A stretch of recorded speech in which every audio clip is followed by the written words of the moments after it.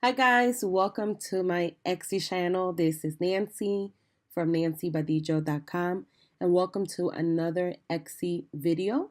On today's video, I'm going to show you how to hide your Etsy sales history. So a couple days ago, I did a video called 5 Reasons to Hide Your Etsy Sales History as Soon as Possible, and I was emailed by a couple subscribers that they wanted me to create a video on how to turn off Etsy sales. Now, this is going to be a brief video only because it's only a few steps to do it, but I wanted to go ahead and make a video for you guys. If this is the first time that you're visiting my Etsy channel and you want to learn everything and anything Etsy related, make sure that you go ahead and click on that subscribe button and make sure that you like this video. So let's go ahead and get started on this tutorial.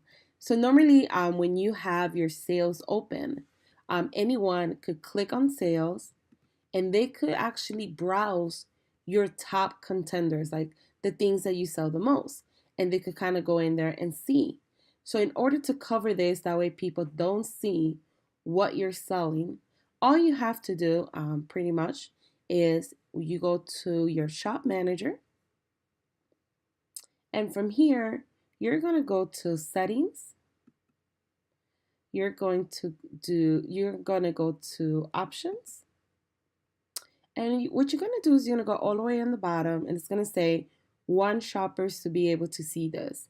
So right now it's open. So what you're going to do is you're going to put no hide them. You're going to save it. And then if you go back to your main page again, so let's go back to the main page. It's going to refresh the page. And now if I try to click on sales, it does not let me, it does not open another window showing any sales that I have received in my shop. So that's how you turn off your Etsy sales history.